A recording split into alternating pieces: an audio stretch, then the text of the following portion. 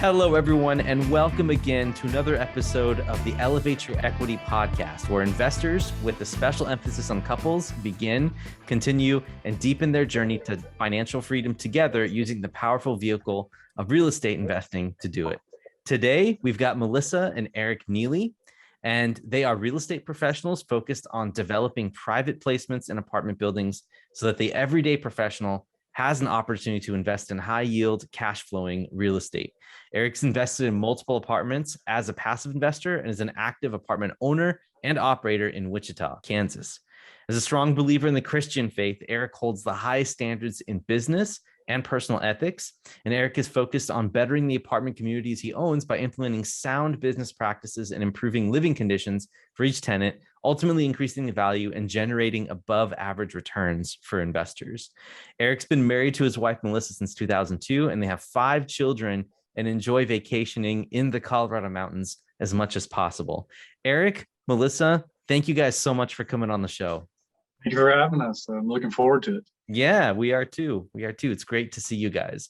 So first of all, let's talk about how you guys got started. Obviously, you're very busy. You have 5 kids. And so there's a lot of stuff going on right now in your lives. But let's start early in the early days. How did you guys first start your real estate investing journey? Oh, boy. I kind of got started in it on accident back in high school. I mean, one of my first jobs in high school was working for a trim carpenter. So I was working on brand new homes and developed trim carpentry skills. Then I went to work for a property management company right after that and got a deep knowledge of how to clean toilets really well and fix plumbing problems, even electrical stuff. I was doing full remodels and painting houses and just everything a property management company does. So that was really my first raw experience, and it wasn't on purpose. It was just a high school job. But I certainly did see kind of the power of investing in real estate at that time, because I know the guy I was working for had over 40 properties because I got to deal with all of them. I remember thinking, even when I was 16, 17 years old, like, man, I want to own these properties and do the same thing. So kind of got the itch in the early days there. Then the first house we bought, we more or less flipped it. I mean, we got into it with almost no money down by utilizing some of the city programs and added a lot of value to it by remodeling it, cleaning it up. And then we sold it after we got our use out of it so that we could afford down payment for the house we live in now. So it wasn't really on purpose, but we certainly more or less flipped it. So those were all of my accidental real estate intro to the world. And then really what I do now, I got involved in it just because I was looking for something to free up time. And not being locked down to a constant W-2 job. I wanted to be able to free up my own personal time to spend more time with my kids because they're getting older. They're going to be gone soon. And so that was really my motivation in getting into apartment investing. And when you got started, was this before Melissa was around, or what was the timing with all of this? Well, my high school stuff, we were dating at the time, but okay, we weren't involved together with the real estate stuff. And then obviously our first house, we were married at that time. So she was involved there as well. And she's involved today because I'm her husband and she has to be involved. And Melissa, right. What are some of your roles in the investing world with? Not very much, honestly. Supporter. That's actually a huge role to have that to give him the space to be able to, get into all the real estate investing. That's actually a huge role. And mainly taking care of all of the kids' stuff because we have lots of doctor's appointments and lots of school stuff, and then I work for our school district as well. So And as you were watching Eric go through, kind of embark on the real estate journey, and as it grew and evolved to where it is now, what were some of the conversations that were going on at home? I don't know. I would say one of the biggest roles that Melissa's played for me is I've had all sorts of crazy entrepreneurial ideas where I've wanted to start a business or, try to do some internet business or something. And she's always reeled me in whether or not it was a real serious thing, or something that was stable or made sense. And we never did any of those things because they probably didn't make a lot of sense or they were too risky. But the more I have learned about apartment investing, the more I realize how little risk it is because it's such a stable asset to invest in. And, I took it incredibly seriously and truly educated myself on it. And I think Melissa saw that and therefore she didn't ever really shoot it down. She really did ask me a lot of questions, which was good for me because it forced me to find the answers to those questions before we really got deeply involved. And it helped refine my education in it. Can you guys talk to us a little bit about the point in time in both your relationship and also when you started going from flips to apartments investing, and what type of conversations were happening inside the household there? Was this the educational piece or what was happening? Yeah, I'd say it was the educational piece. I mean, for Melissa, it was if I was going to do something outside of just working a W-2 job, it needed to make sense. It needed to not be risky. We've got 5 kids to support. We've got a nice house. We don't want to lose, all of those things. And if I was going to get involved in a side business, if you will, it needed to be secure and make perfect sense. So those were the conversations we had. And then ultimately when we started getting serious about apartments, it was because we agreed and the education was there, and I got involved with a business partner who Melissa and I have both known for many, many years. So there's a good level of trust there. And even got involved with Melissa's father, and he's involved with us in one of the properties we own right now. So it was really kind of a family thing that all came together there. Thanks, guys. Yeah, I was just making some notes here, so that's what that was. So don't worry.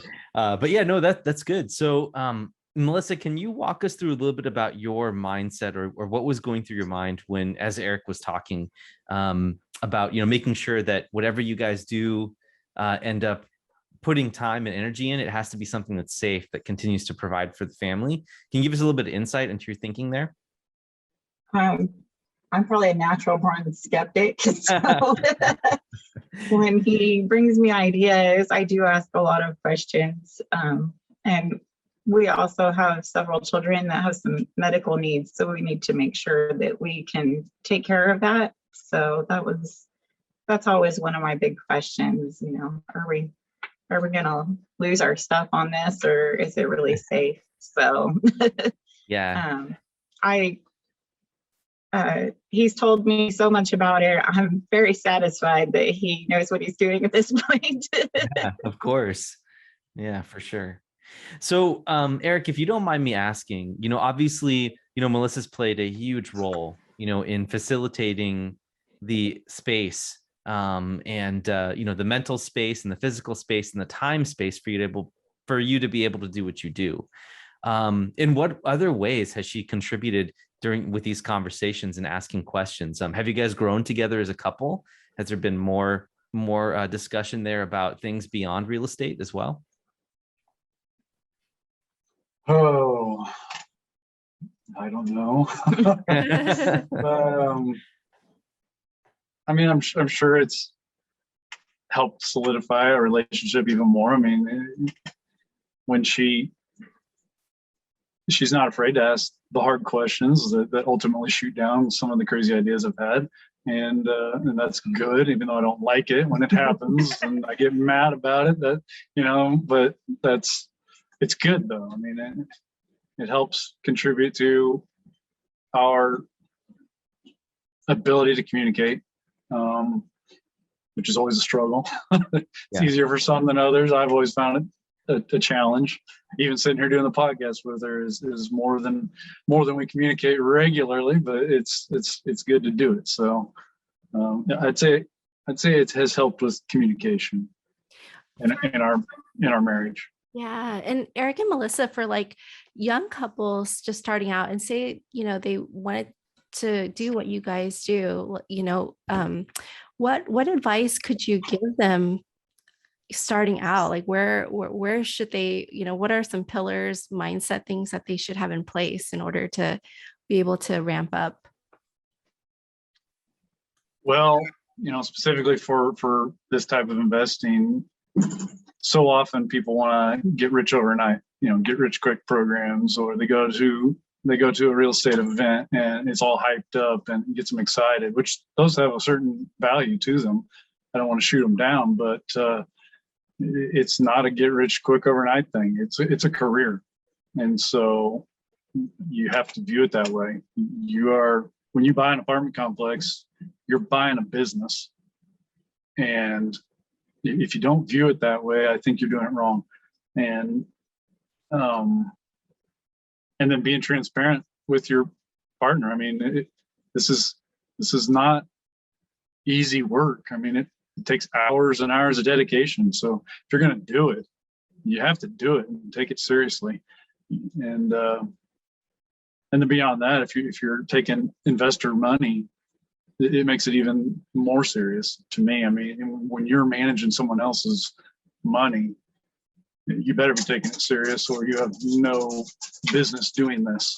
So, of course. Very good. Very good advice for everyone. Now, Eric, you kind of found your way in this field by trial and error, really over a long period of time, from what you did in high school, and then you just kind of stayed in this realm for a while. But throughout the years, there has to have been some sort of superpower that you've been able to develop, right? Do you have one that you've been able to leverage into your success right now?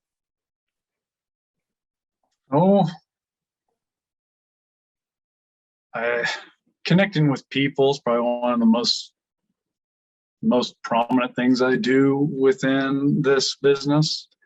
There's a few different things that you need to be good at to do apartment syndications, apartment ownership, and one of those is dealing with people. I mean, there's multiple people involved in apartments, whether it's the tenants, which you need to be involved with, or the investors, brokers. You're going to deal with the people that are selling the property.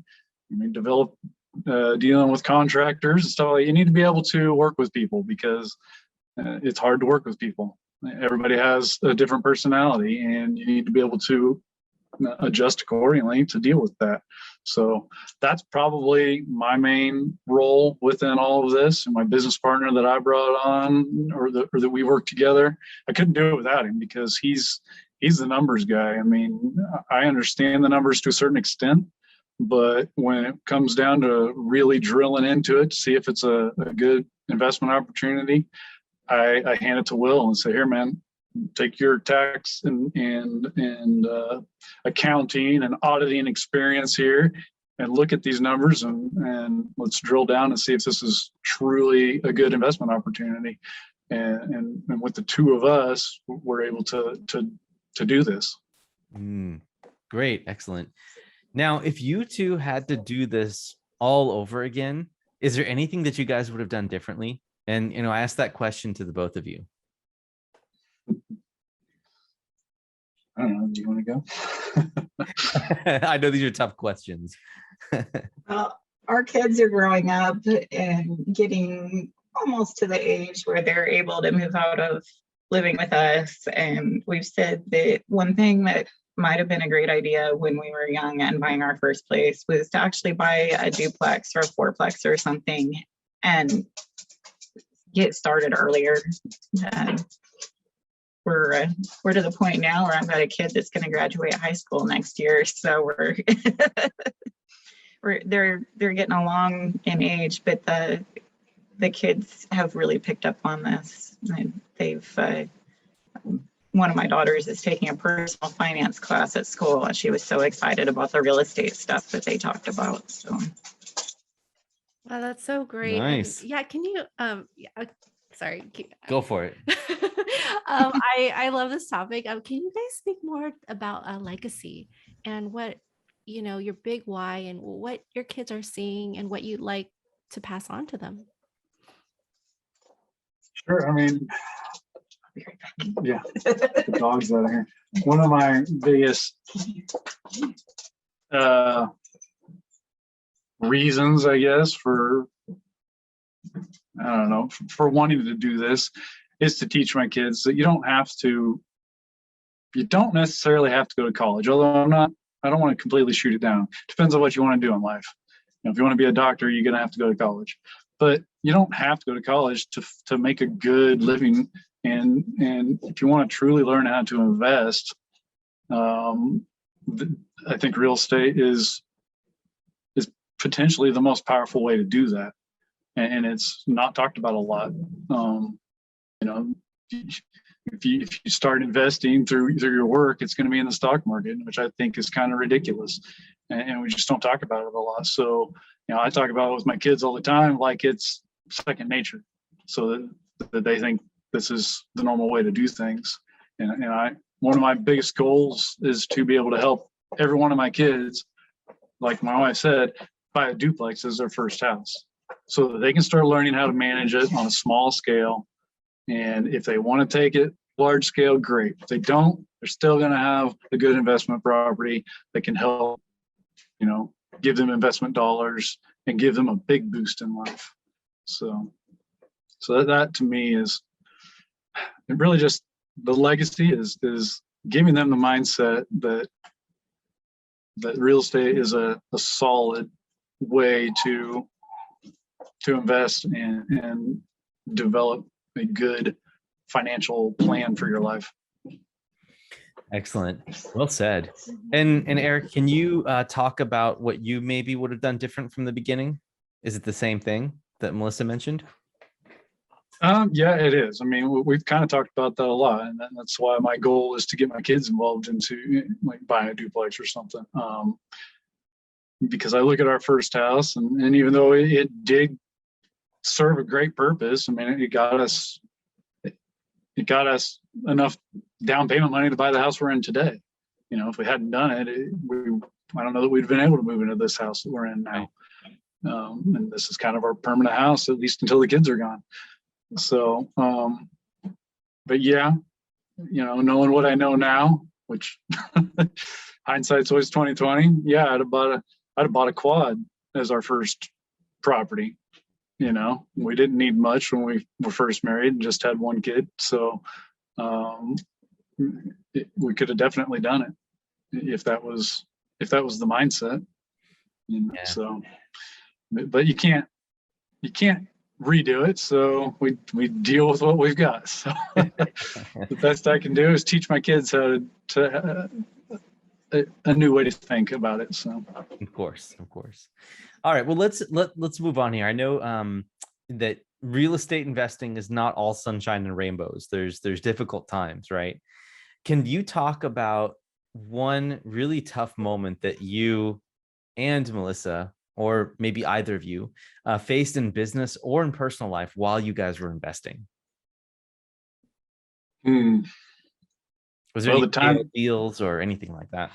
I mean, the time commitment is a strain. There's no doubt about it, because I still have a W-2 job. The apartment investing hasn't overcome or taken over my need for income.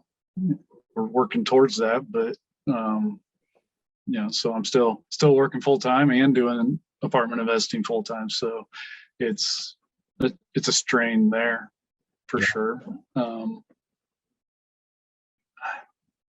I don't know. You have anything to think about on that?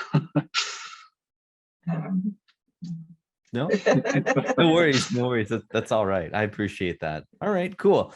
Well, do you guys have, I know that right now, things are pretty, you guys have a lot of stuff going on at this time, but do you guys have any morning or daily routines that you guys bring into your life, that helps bring some solidity and some regularity to what you have going on right now?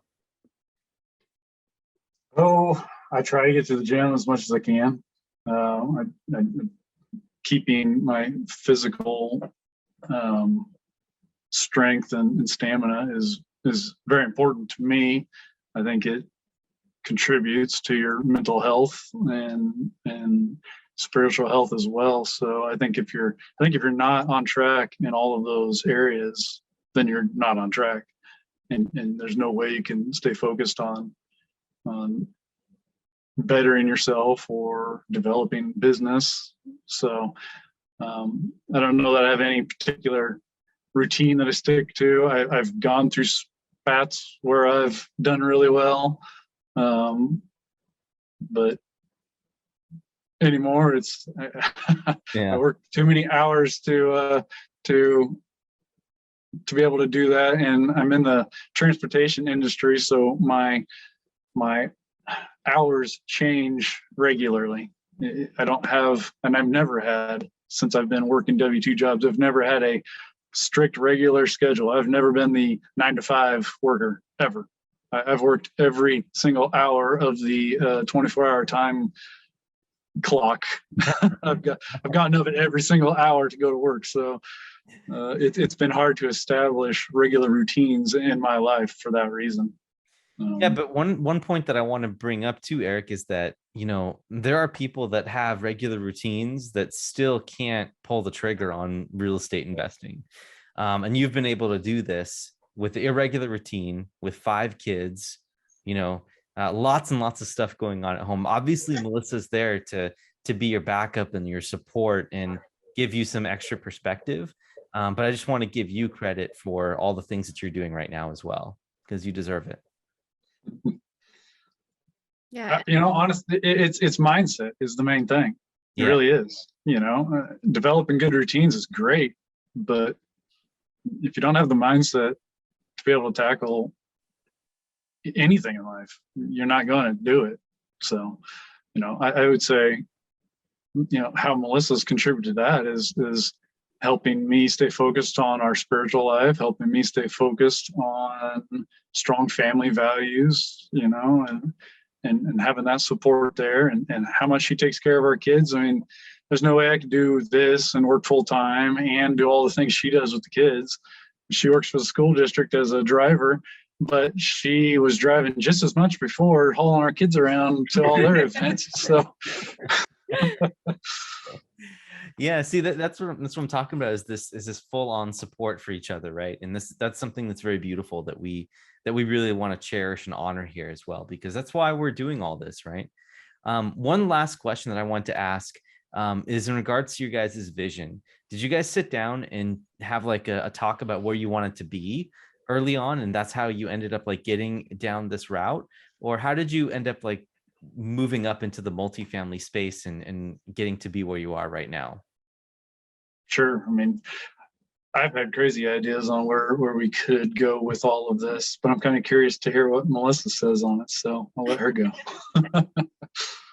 Um, I don't know. I like it for the stability. I mean, he's worked some physical jobs where he's been injured before. He had surgery where he had to miss almost a month of work a couple of years ago. And the great thing about this is that if you're, not in the physical shape to do that job, like, you're still making income. You can pay people to manage the apartments if you have to. But you can't pay somebody to go do your job for you if it's a heavy lifting job or something like that. And I'm looking forward to that. I'm also looking forward to just having more time, I guess, and a little bit more flexibility and not working for somebody else the whole time. So Yeah, they pick a schedule. I'm sure that like as time goes by, you guys are starting to see some semblance of success, and that's probably giving Melissa a chance to look at what's actually happening right now, right? Give you a chance to say, oh my gosh, like this is starting to bear some fruit right now, and so that must feel really good as well. Yeah, and I just wanted to highlight what I heard early on, because I know, Melissa, you said you were highly skeptical, and I think that's so healthy to have like one partner, push on the gas and the other partner push on the brakes to balance each other out. Because I know we're kind of like that, and we're, and oftentimes I think that makes for like some of the best partnerships in life and in business. Mm-hmm. Absolutely. All right, cool, guys. Well, before we head into the rapid round, I have one more question. And right now, obviously, Eric, you're looking at deals right now, right? Can we talk about a little bit about what your buying criteria is, what you look for, and where you're at right now? Just a little bit about what your business looks like. Yeah, sure. I mean, we're doing apartment syndications, so basically we create private placements for people to be able to invest, passively. And our focus is larger multifamily properties. So, we're currently working on a 66 unit project right now, but we're also looking at a 1,000 unit portfolio, and we're focused right here in Wichita. So really our goal is to find people a good place to park passive money. Our goal is always to achieve 7, 8, 9% returns at least. So I'd say our main focus is Wichita, Kansas, because that's where we live. And while I'm still working full time, I want to be able to go to the properties on the drop of a hat. So traveling abroad would be a big challenge for us right now, and so because of that, we stay focused right here. And I know the market inside and out. I mean, I've lived in the Wichita area my entire life, so I know what zip codes to invest in and where not to go. So just having a solid knowledge of the industry is good. And then beyond that, we do a monthly meetup where we get together with other real estate investors to talk about this and kind of show our knowledge. And we've tried to develop partnerships out of that. People have made deals where they sold single family or duplex properties at our meetup. We try to make connections is the main thing there. Whether it's beneficial to me or not, I don't care, although I strive for that. But to be able to make connections for other people is great too. So of course. Awesome. Well, very cool. I think that does it for me. Do you have any other questions? No, I think we can. All right. Yeah. Cool. Well, let's go ahead and start to go and head into the rapid round. So this is the same 5 questions that we ask all of our podcast guests, and we're going to go ahead and ask them right now. We'll alternate. So how about I do number 1? You can do 2. Number 1, what book for each of you has had the biggest impact on you and why, outside of Rich Dad or the Bible? Sure. Because we get those a lot. So I know, and rightfully so. Yep. I've read them both. So right. They're both amazing. Yep, yes, they are. One of the ones, and this goes back to your question earlier about routines. I did this for quite a while. Was the Miracle Morning and the Savers program that Hal Elrod does. I did all of the Savers, the SAVERS that he has: silence, affirmations, visualization, exercise, read, and scribe. I did those for many months, and it really helped me focus in when I was getting started in this. I've kind of gotten away from it, and since you guys asked the question, I'm thinking, man, I should get back into that again. But it really did help. And then And then I actually have another book that I thought about, Shoe Dog, the story of Nike. It's just, the reason it was impactful to me was when you read it, it's just very matter of fact. He's like, it was never something that he couldn't achieve. It was just, this is what I did, and this is why I did it to achieve the success that I got.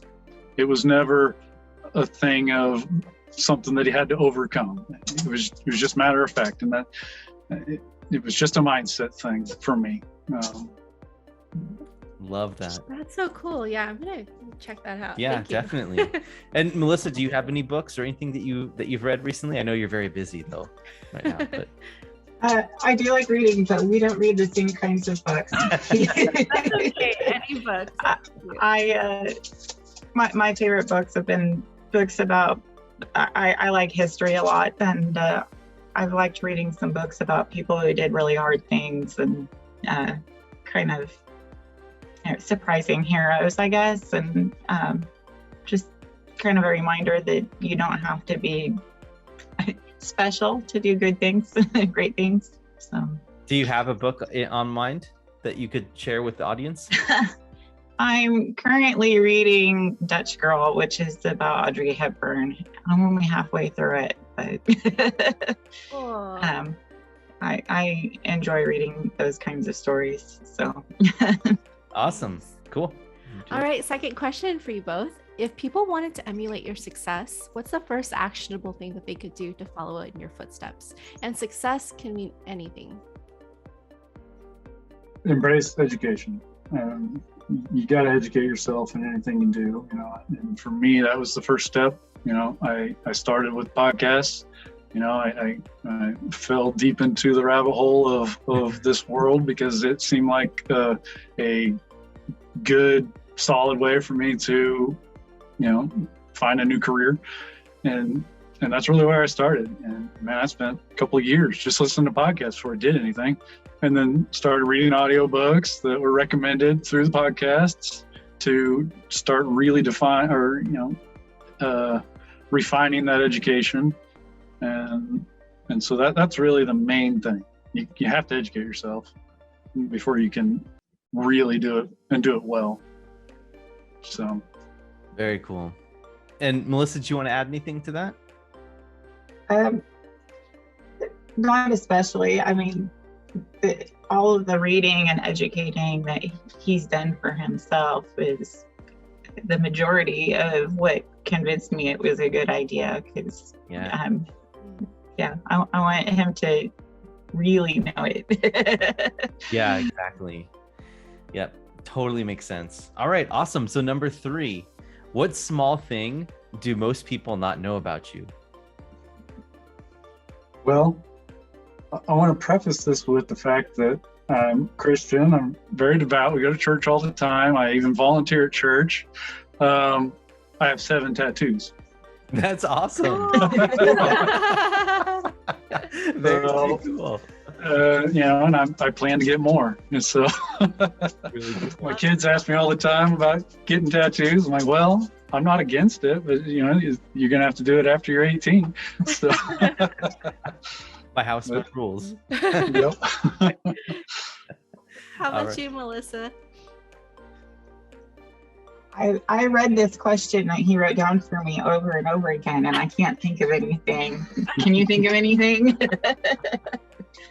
I'm probably relatively boring. Okay. All right. Well, we'll go ahead and move on to number 4. All right. How do you guys each like to unwind and restore your creative juices? Well, I like to read. My shirt says I read past my bedtime, so that's it's a great way for me to unwind. It's harder now because my house is very noisy, but very cool. For me, it's I'm a professional driver. I drive semis for a living, and getting in that quiet zone is something that really helps me unwind. So when I'm not driving a big truck, I get out on the motorcycle and it helps me unwind. But to restore for me is really meditation and prayer.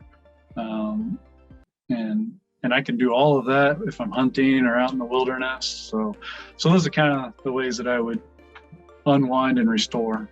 I just got to get into a quiet place. Oh, well, I guess I have to add gardening. There you go. Nice. Yeah. That's good. Yeah. That's my quiet place, because the kids never want to have to do yard work, so they leave me alone. Well, just yesterday we took advantage of the nice weather before it gets cold here, and we went for a motorcycle ride out by a hunting area, and we took a walk together. And I'm looking for deer, and she's looking for plants that she doesn't recognize. So it's good for both of us. Very cool. Being outdoors, I love that. So this leads into the very last question that we have for you guys, which is, what is your favorite family vacation spot?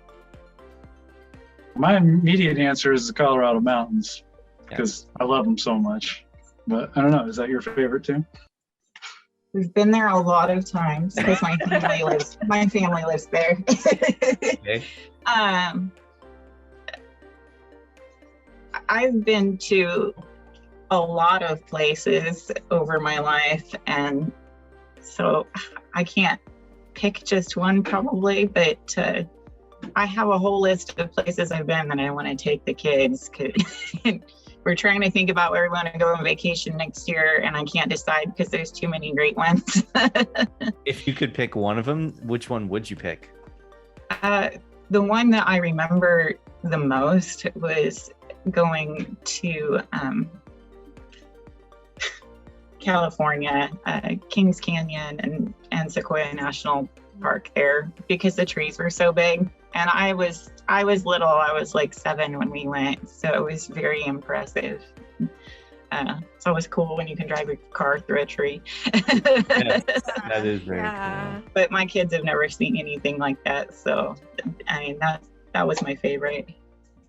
Very cool. Awesome. Well, thank you guys. We really appreciate you taking the time out of your day to come on the show, especially how busy you guys are with all those kids at home and full-time work and all this apartment buying on the side. It's really inspirational. So thank you guys for taking time out of your day. But before we do end, why don't you guys give us and the audience a little bit more about how we can find out what's going on in your world? Maybe look into passively investing with you in some of the deals that you have around town. Let's give us a little bit of an overview of that. Sure. I mean, probably the easiest way to find out more information is go to the website that I created that is a constant work in progress, but it's febroscapital.com, FEBROS, and then capital.com.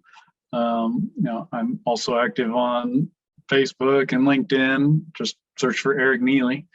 That's probably the easiest way.